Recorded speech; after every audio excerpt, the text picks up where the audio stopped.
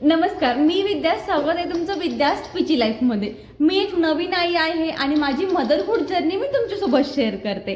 आणि हो, ज्या काही डिफिकल्ट, ज्या काही सहज सोप्या जे मदरहूडमध्ये गोष्टी घडतात ते मी तुमच्यासोबत शेअर करते. ज्या गोष्टी मला खूपच डिफिकल्ट गेल्यात, मी त्या कशा हाताळल्यात, मला कसा अनुभव आलाय, जे काय असेल ते रिअल एक्सपिरियन्स तुमच्यासोबत मी शेअर करते. बघा, बाळाला सांभाळताना, एकट्याने बाळाला सांभाळताना फार कठीण आहे. पण काही काही गोष्टी अशा असतात की ते सोप्या आपल्याला करू शकतात. बघा, मी आता बोलत आहे दातांबद्दल. तर आपण जास्त वेळ नाही घेत, आपण व्हिडिओला सुरुवात करूयात. मी काय केलं माझ्या बाळासाठी ते बघूया. माझं बाळ अगदी 5-5.5 महिन्यांचं होतं तेव्हा त्याला दात यायला सुरुवात झाली होती. समोर दात त्याचे फुगले होते, पण मला मात्र हे कळालंच नाही. आईला म्हटलं, आईकडे होते, तिला म्हटलं अगं हा एवढा काय किरकिर करतोय, हा एवढा काय किरकिर करतो. सगळ्यांना असं वाटत होतं. आई एकदा म्हणाली दात तर येत नाहीत ना, पण अगं एवढ्या लवकर लेकरांना दात येत नाहीत. माझ्या पिढ्यांमधला हा एकच पोरगा असा असेल माझा, त्याला एवढ्या लवकर दात आलेले आहेत. आणि हो, त्याला खूप लवकर दात आले. आणि ही आजी असेल, माझी आई असेल, त्यांना कोणाला माहितीच नव्हतं की एवढ्या लवकर दात येतात का. तर नाही, मग मी एक नवीन आई, मला काहीच माहिती नाही लेकरांबद्दल, काय कसं काय असतं वगैरे. आणि काही गोष्टी बऱ्याच अवघड गेल्या. तिथे चेक केलं, पण तिथे आईच्या तोंडामध्ये हात टाकून वगैरे बघितलं, पण असं काही नव्हतंच. पण थोड्या दिवसांनी मी माझ्या घरी आल्यानंतर त्याचं वॅक्सिनचा टाईम होता. असं डॉक्टरांकडे गेलो होतो की याला म्हणजे दात तर येत नाहीत ना, बघा बरं. म्हणजे वॅक्सिनसाठी गेलो होतो तेव्हा त्यांना सांगितलं की याला दात तर येत नाही ना, बघा बरं. त्यांनी पण चेक केलं, पण नव्हतं. पण काही थोडंसं मी बघितलं बाळाला. अगदी जेव्हा आपण आंघोळ घालतो, असं बाळाच्या तोंडामधून आपण हात फिरवतो की नाही, तेव्हा असं झालं ना की मला थोडंसं सुजलेलं वाटलं. आणि बाळ जेव्हा माझ्या मांडीवर झोपायचं तेव्हा ते मी सारखं निरीक्षण करते ते तोंडाकडे, दातामध्ये, की बाळाला दात तर येत, म्हणजे कुठलं फुगलं तर नाही ना बघा. तेव्हा मला कळलं की अरे बाळाचा हा समोरचा दात फुगलेला आहे म्हणून, आणि म्हणून बाळ किरकिरी करतोय. तर मग मी काय केलं, त्याच डॉक्टरांना पुन्हा विचारलं की याचे दात फुगलेले आहेत, याला काहीतरी द्या ना, म्हणजे तो काही किरकिर कमी करेल वगैरे. त्यांनी मला पहिलं सजेस्ट केलं ते म्हणजे टीथर. कुठलंही एखादं टीथर ऑर्डर करा म्हणे आणि त्याला द्या, जेणेकरून बाळाचं हे होईल, तुझी मसाज वगैरे होईल. आणि जेव्हा दात बाळाला येतात ना, तेव्हा त्यांना काही पण गोष्टी फक्त त्यांना चावायच्या असतात, जेणेकरून त्यांच्या हिरड्यांना मसाज होते आणि त्यांना जरा आराम मिळतो. आणि मी एक टीथर ऑर्डर केलं, ते बाळाच्या काहीच कामं नाही आलं. दुसरंही टीथर ऑर्डर केलं, बाळाच्या काहीच कामं नाही आलं. आणि माझ्या भावाने एक टीथर, त्याला एक फोन टाईप आहे, मी दिले त्याचा फोटो वगैरे, माझ्याकडे आहे अजून ते. तर ते पण त्याच्या काहीच कामं नाही आलं. अगदी हे टीथर ना, छोटे एवढी गोष्ट ही खूप महाग असतात. 150, 200, 250, 300 याची प्राईस असते.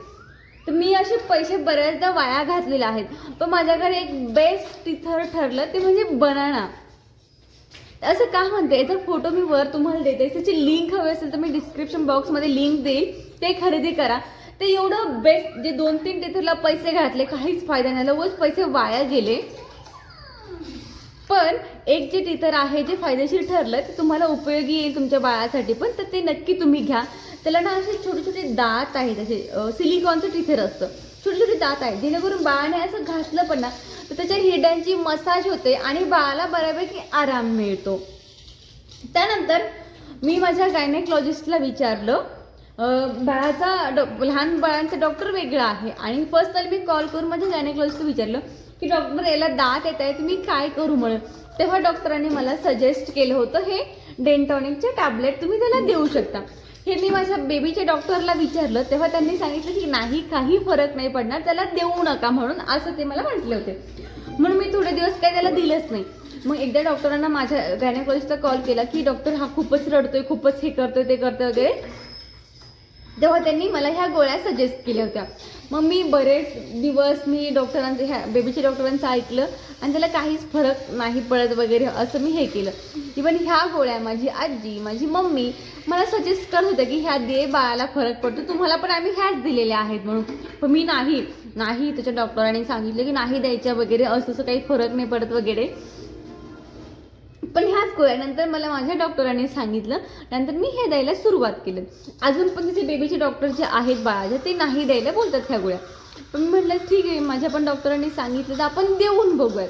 तेव्हा बाळ काय 5-5.5 महिन्याचं बाळ त्याला काय त्या गोळ्या अशा अगदी छोटे छोटे, मी तुम्हाला इथे वरती फोटो टाकते, छोटे छोटे साबुदाणा असतो ना तशा त्या गोळ्या असतात, त्या गोड असतात. कारण की त्याला द्यायच्या अगोदर मी खाऊन बघितले ते की त्या कशा असतात म्हणून, तर त्या गोड असतात. तो कसं खाणार ना छोट्या छोट्या गोळ्या. आता मोठा झाला आहे त्याच्यामुळे त्याचं काही हे नाहीये, तो खातो. अशा दिल्या त्याच्याकडे की तो खातो. इथे व्हिडिओ मी लावत आहे, तो खातो. पण अगोदर द्यायचा कसं द्यायचा हा प्रश्न मला पडायचा. मग मी काय करायचे, जे ब्रेस्ट मिल्क आपलं असतं ते थोडंसं चमच्यामध्ये घ्यायचे आणि त्याच्यामध्ये थोड्याशा त्या गोळ्या अगोदर मी चमच्याने असं थोडेसे फोडायचे आणि त्याच्यामध्ये विरघळून आम्ही त्याला द्यायचो त्या गोळ्या. आणि थोड्या वेळातच बाळाला बऱ्यापैकी आराम मिळायचा. हा माझा अनुभव आहे.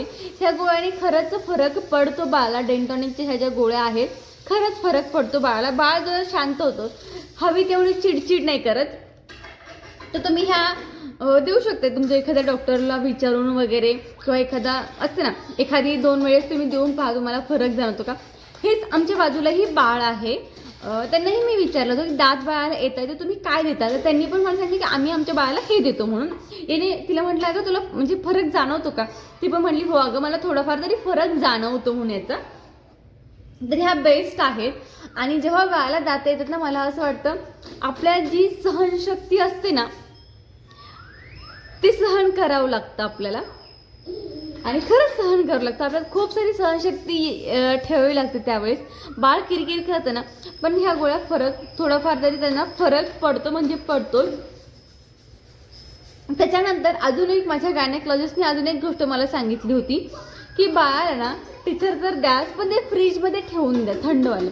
आणि त्याचबरोबर टिथर जर नसेल आपल्याकडे तर काय करायचं, तर एखादा कॉटनचा स्वच्छ नवा कोरा धुतलेला कपडा, स्वच्छ धुतलेला कपडा साध्या पाण्याने धुवा, गरम पाण्यामध्ये धुवा आणि ते आणि तो फ्रीजमध्ये ठेवा आणि थंड झाला की बाळाला द्या. कपड्याचे धागे दोरे कुठलेही निघायला नको. कपड्याचे दोरे बिरे निघतात ना छोटे छोटे, ते निघायला नको. आपल्याला स्वच्छ असा कोरा धुतलेला कपडा फ्रीजमध्ये ठेवायचा एक 15 अर्धा तास, 15 मिनटं 20 मिनटं असा. आणि नंतर तो आपल्याला बाळाला द्यायचा आहे. असं करता करता असं माझ्या बाळाला बराचसा फरक पडत होता. तुम्ही सहनशक्ती पण ठेवावी लागेल, कपडा पण देऊ शकता, टिथर पण तुम्ही देऊ शकता आणि ह्या गोळ्या पण तुम्ही देऊ शकता.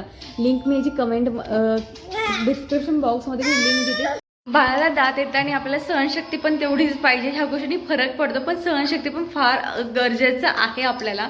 आणि दातमणी वगैरे हे म्हणजे असं ना, आपण एक आई झालो ना, आपल्याला कोण म्हटलं ना की असं करा तसं आपण करायला लागतो. तर दातमणी वगैरे पण मी घातलं, त्याने मला असं वाटत नाही की फरक पडतो, पण असं एक श्रद्धा असते आपली. तर मी ज्या गळ्यामध्ये दातमणी घातला होता तो मेडिकलमध्ये भेटतो आणि ह्या गोळ्या पण मेडिकलमध्ये भेटतात.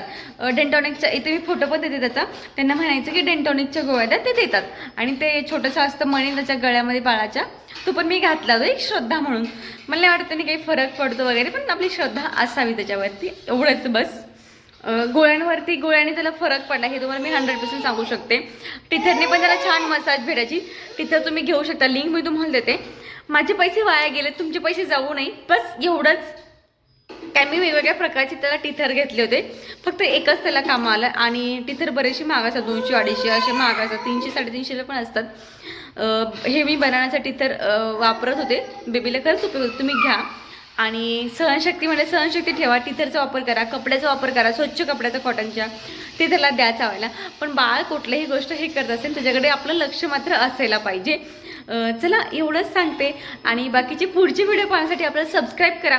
मी लवकरच असं ना, मी माझ्या 6 महिन्याच्या बेबीला कुठलं फूड खायला देते, ते म्हणजे जे काही फूड असेल, काही कपडे असतील त्याचे, जे काही शॉपिंग वगैरे असेल, त्याचं काही रुटीन वगैरे असेल, ऑलरेडी मी व्हिडिओ शेअर केले आहेत आणि इथून पुढे पण मी व्हिडिओ शेअर करत राहणार आहे. तर प्लीज आपल्या चॅनलला सबस्क्राईब करा आणि आत्ताचा माझा अवतार इग्नोर करा, कारण की बाळ असताना हा अवतार असाच होतो. बघा मी इथे व्हिडिओ बनवते आणि तो इथे खेळतोय. चला भेटत आपण नेक्स्ट व्हिडिओमध्ये. Bye, thanks for watching.